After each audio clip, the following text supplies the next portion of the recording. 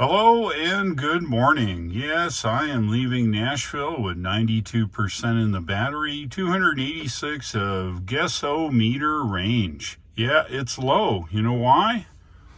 Look at the temperature. It's 45 degrees.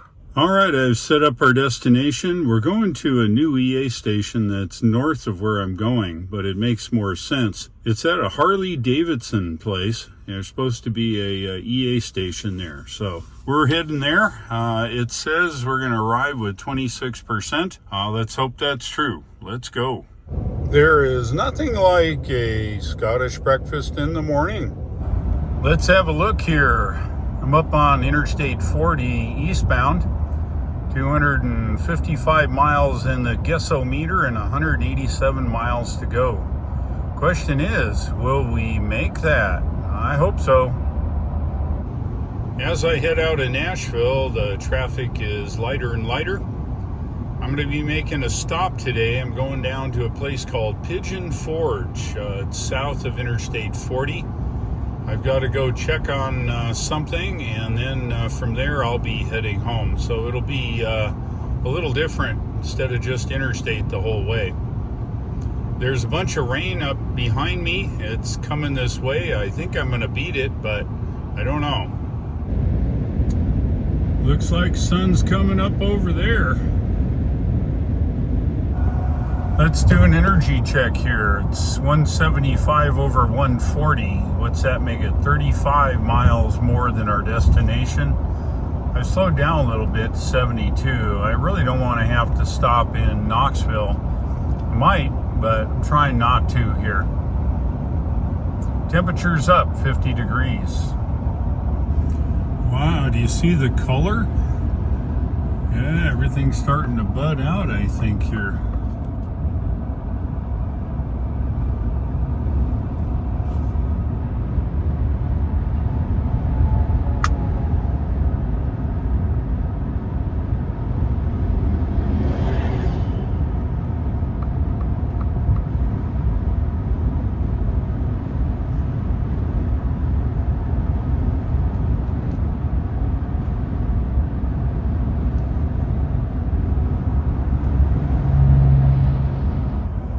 I'm 108 miles from destination, and look at what my GOM is saying. 118. That means 10 miles now over the rated distance. My experience says I'm probably not going to make it to that charger, and I may end up having to default to Knoxville, center of Knoxville. So I'm going to slow down yet again here to 70. And the temperature's up by several degrees to 54. My hopes is the GOM will detect the temperature increase and give me more power. There's 50% left in the battery, which means with 320 miles, it should be about 160 miles at this point. It's showing 117. It's keeping some 45 or 50 miles to itself. That's unfair to me there, Ford. Well, I've resorted to a tactic I don't really like to do, and that's having to draft a big vehicle.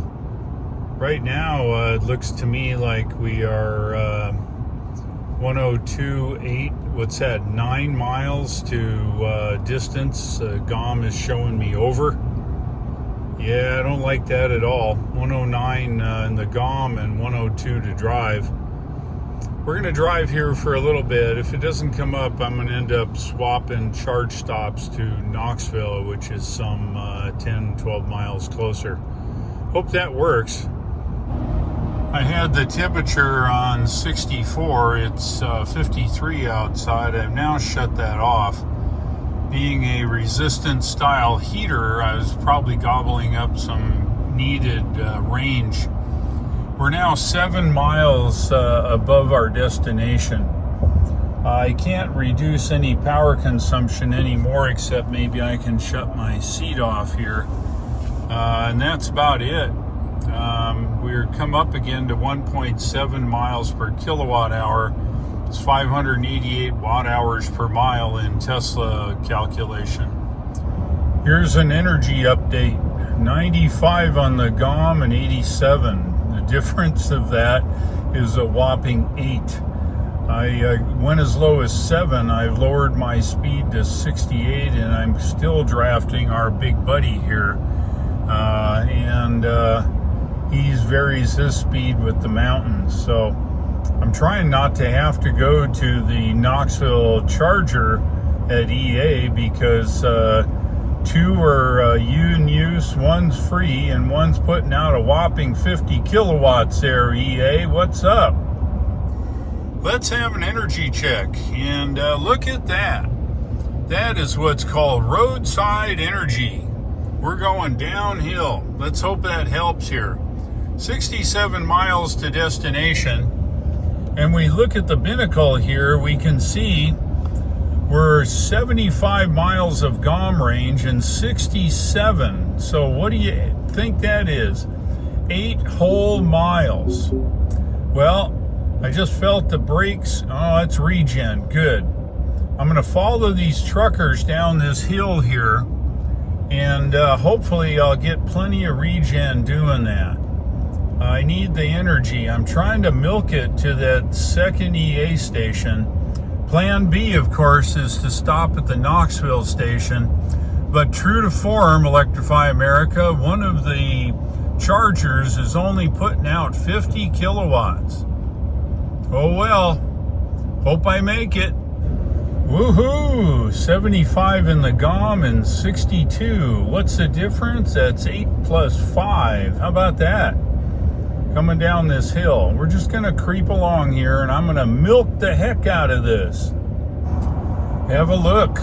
Through my roadside ninja skills, I've got this up to 61 over 48.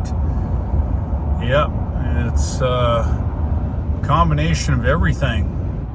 My trucker friend really helped out here. I was driving along at 68. He pulled out in front of me, made me go slower, so I decided to follow him.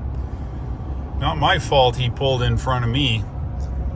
Look at this, 51 over 39, so that's 12 miles. I think it's looking pretty dang good here. Temperature's up a little bit, but remember, with the hysteresis that I predicted here in the truck software, we are going to have to get 55 or maybe a little more before the software will try to give me some of that reserve buffer it's keeping. We'll see. Just entering the city of Knoxville now, and speed limit's dropped 65. I'm just showing 2 above just to not get run over too bad by everybody passing me here. As you can see on the map, there's our destination. It's showing at 34 miles. We have 46 in the GOM and 21% in the battery. So I think we're good to go. Let's cross our fingers. Most of you would have been freaking out by now because you're so range anxiety. You would have pulled off and got a charge right away. Well, you know, I've been driving this Ford now for, 6,000 miles. And I kind of getting the hang of it. Yeah, it's got a crappy battery and in cold. Its GOM is actually decent. However, the software derates it really badly in cold. The good part is it's an awesome truck. I mean, it's first class F-150 in all respects. It's just like driving a brick through the air, though. The drag is terrible.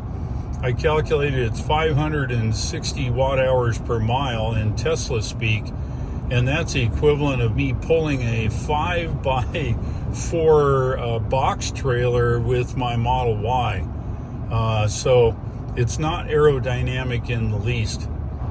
All right, yeah, we're approaching downtown, and I have already passed the EA station on the west side of Knoxville, and I'm committed now. I've got 12 miles over, 38 over 26, 18 in the battery. I'll get an alarm at 30 miles that I set here in the car to warn me that I need to charge. Of course, I know that. and I am trying to stay up with traffic but not use too much energy here. But apparently I'm going too slow for everybody, but it's okay. I'm kind of sticking with the flow of traffic here. All right, let's have an energy check. Looks like 31 over 17, 14% in the battery. We're going to get an alarm here as soon as it hits 30 miles. Doing 63, which seems to be the speed limit. And it's got, I don't know, 17 miles to go. I think we got it knocked here. 3/4 of a mile. Keep left toward Asheville. And we're just out of downtown now, so we're making good progress. Let's have a look here. If it'd stay in focus, 28 over 12. And whopping 13% in the battery. We're getting close though. If I look over here on the map, you can see that it's in sight. I think we're good. It's 58 degrees, by the way. I think our chances are good. We're going to make it 5.8 miles to the off-ramp. And if we look here, it's 22 over 7 and 11% in the battery. Yeah, I bet you didn't think I'd make it, but I used all my skills to extend this shrinking range the Ford provides. It's all right. Got a few miles to go. Let's get there first before we celebrate. Well, how about that? I think it's in this parking lot. Not sure. I think so, though. Yeah. Please drive to highlighted route. Please drive to highlighted route. Okay, well, we're on the highlighted route.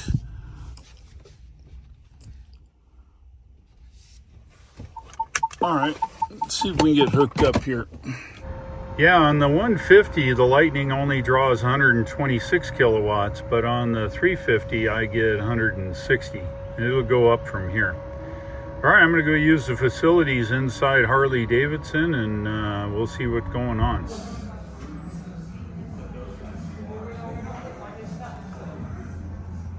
Harleys everywhere. Nice store. If you're looking for a Harley, come here. It's pretty neat. Pretty cool.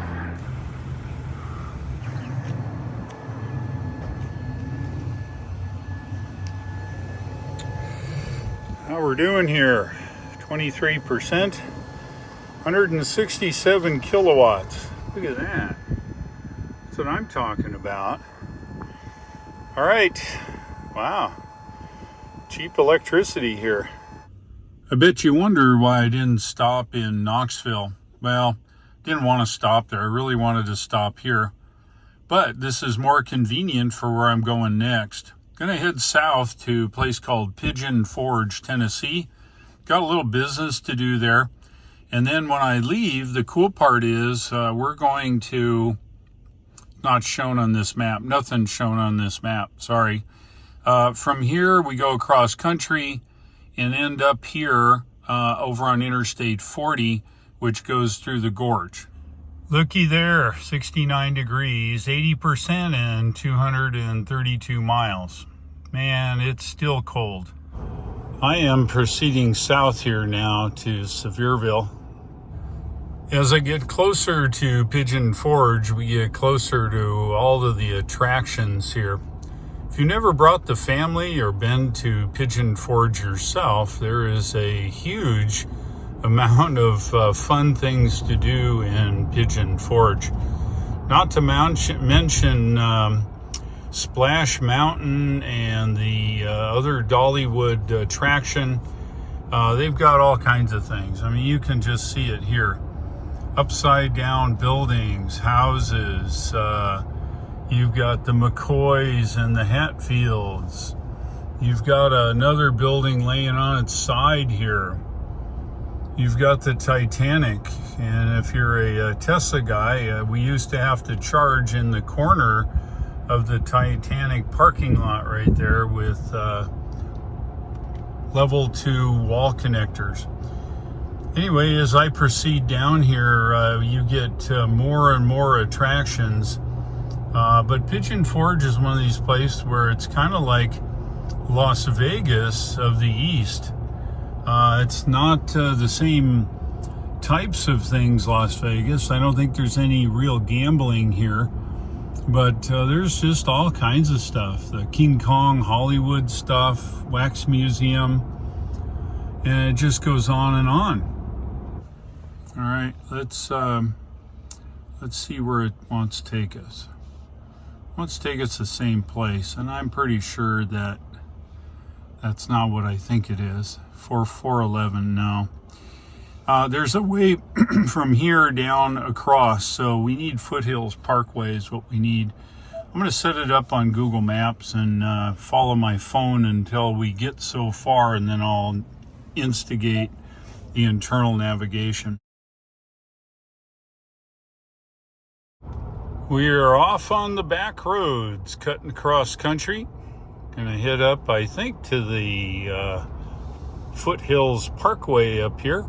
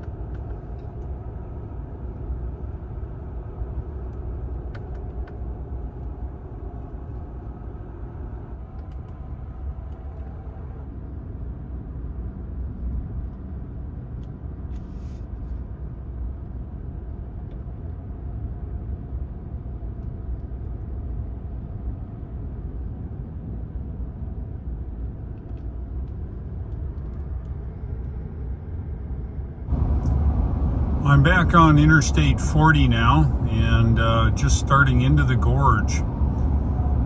Not a lot to see, starting to get some budding and stuff like that, but other than that, I think we're doing all right. All right, let's do an energy check. Yeah, I'm rich with energy. 189 over 86 to go, and I don't know what's in the battery, but I got plenty. So it's warm now too, 65 degrees. Just going through the gorge.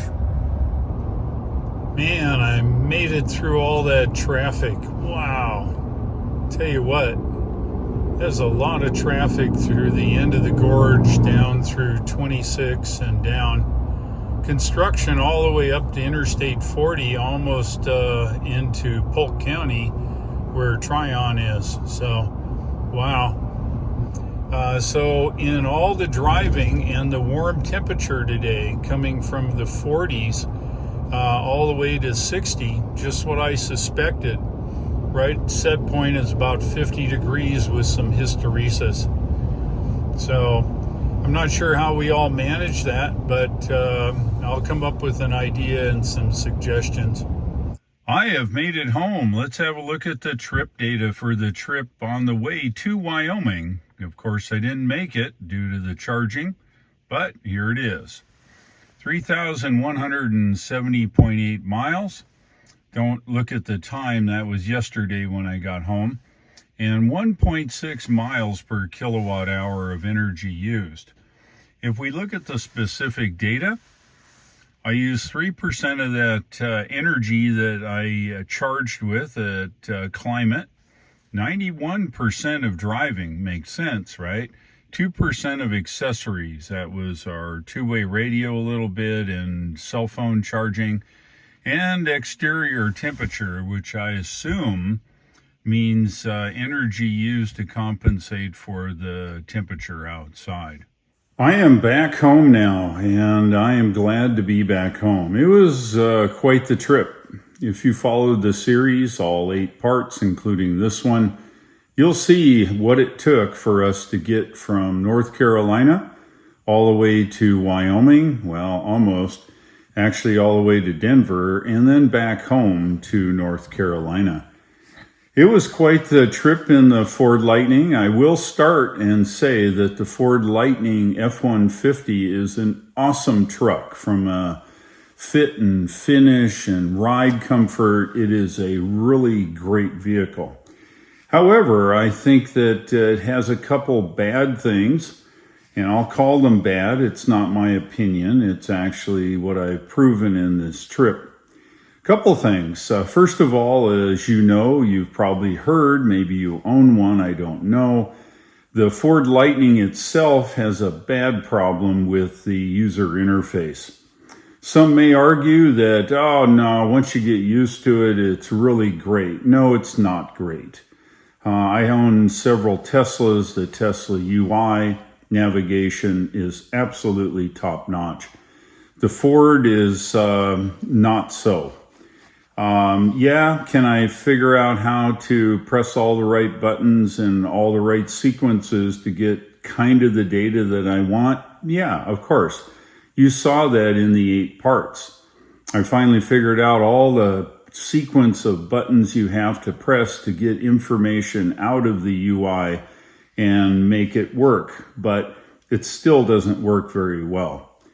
Anyway, I'm not going to get into that. You have eyes, you saw my video, you saw what it took to do what I needed to do, and so therefore that kind of speaks for itself.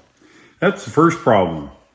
Second problem is the cold range. Yes, that is the range, of course, during cold temperatures. The range of the vehicle, in my opinion, is artificially stunted due to the fact the design, perhaps manufacturer, the battery pack, or the software design to make it all work, it's stunted, causing the truck to have about half or less range during cold temperatures. It forced us a bunch of times to pretty near freeze on the way from Hayes to Colby in that stretch, and you saw that video. So the stunted cold range needs to be addressed, Ford.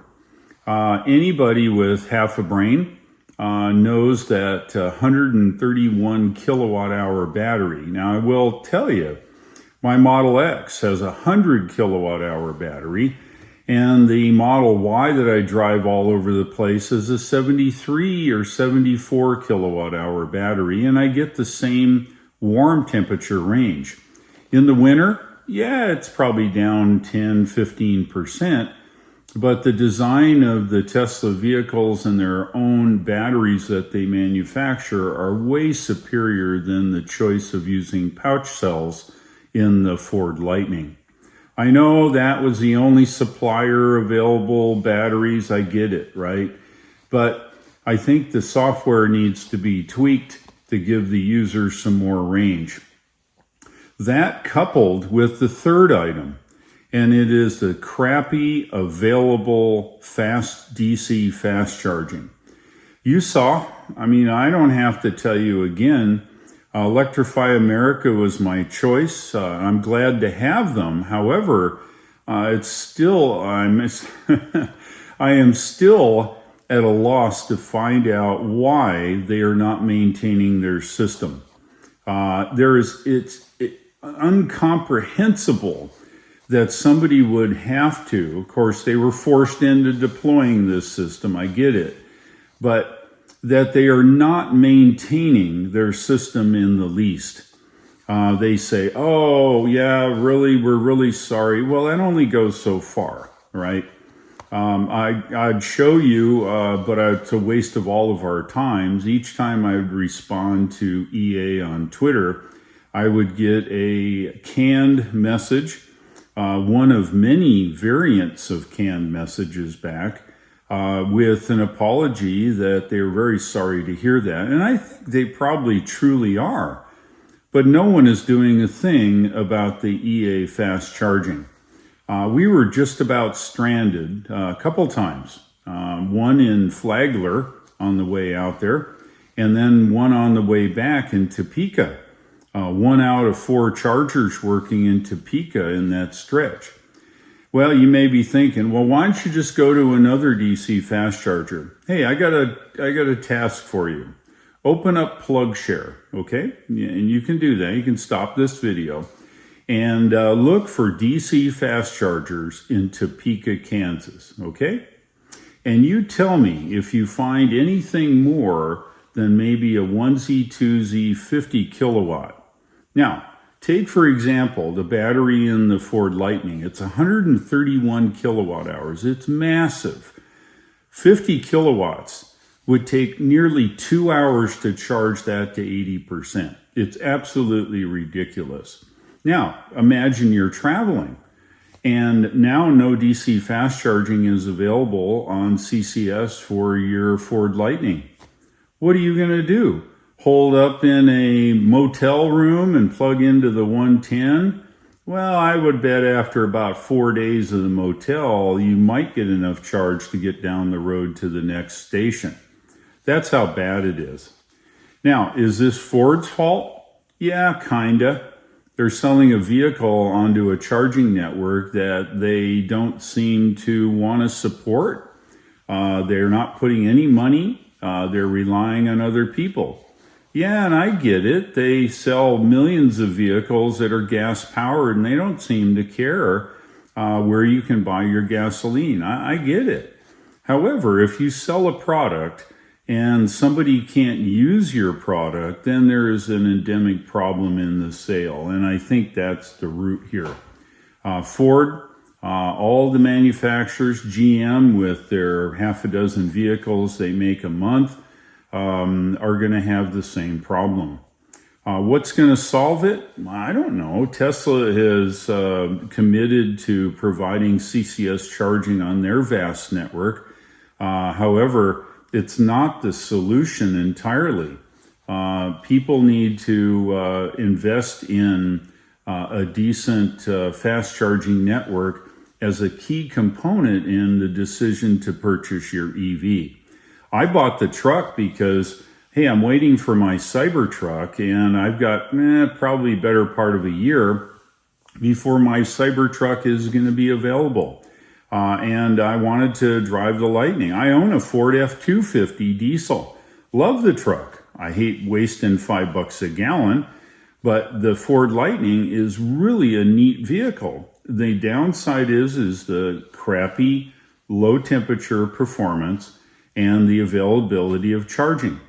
Let's say I take the Ford Lightning out on summertime, right? Where the temperature is above 50 degrees. And that's where I think the trip point starts. I take it out, I drive it to Wyoming, it's 80, 90 degrees. Hey, that truck will give me 320 miles. And you know what? I might just need it because the availability of DC fast charging is so slim, I may have to skip one. Of course, in the winter, I couldn't skip one. We were lucky to get that 100 miles between DC fast charging. Anyway, so those are the three things that I found in this trip to be a negative. Again, just so you remember this, the Ford 150 is an awesome vehicle. It drives nice. It's just a dream to drive. Charging, user interface and navigation, and the availability of chargers are the three items that is the downside of that truck. Now, the good side, if you own the Ford Lightning and you drive around town and you have very seldom long distance trips to weird places like Wyoming, you know what? You will absolutely love it because you'll charge it at home, not on 110 volts. Put in a 240 volt circuit called a level 2 and charge it every night. Don't charge it to 100%. Charge it to 80, 85, maybe 90% if your commute required it. But you don't need to charge it to 100%. Remember, it's like your cell phone. You take it and you plug it in every night, and guess what? It's ready to go in the morning. So will your Ford Lightning. You come home, you plug it in, you go in the house, hang out with the family, do whatever, tool around town. It's absolutely the perfect vehicle for that. Everything on the Ford Lightning is just like any other gas Ford Lightning, except for one thing. It's faster than almost every Ford Lightning, it's faster than almost every Ford F-150 variant. Now you say, well, I'm not interested in speed. I don't know. You might just be interested in speed. I think I would go and investigate that. Now, providing you don't live in North Dakota or Minnesota or something where it's really cold all the time, you'll get the extended range all the time, 320 miles, which means you'll probably charge it once a week, depending on how far your commute is to work or maybe wherever you do during the day. It's absolutely perfect. Again, the Ford Lightning is a really neat truck, except for those downsides. If you can get around them, go buy yourself one. Ford's trying to make more and more of them. They're not committed too much to do that, but Ford and Jim, if you're watching this, you gotta bump it up. I mean, it is a neat truck. And then I would suggest you go either talk to Elon or you go talk to some of the other battery manufacturers making the 4680 round cylindrical cells. Replace those crappy pouch cells. Hire somebody to do decent battery design because the current battery design sucks. And just replace the battery and you guys will have an absolute winner there. It is a really great vehicle. Well, thank you very much for watching this series. I know it probably was long. I tried to include not just technical things. I did throw a lot of technical data out of there, and if you stop the video, you can glean all the information you need from the displays, mileage, miles per kilowatt hour. And if you have a look at this, you can see our actual mileage. 3,100 miles on this trip. Yeah, it was a long time. We averaged a rate of 1.6 miles per kilowatt hour. Now, Tesla doesn't read it that way.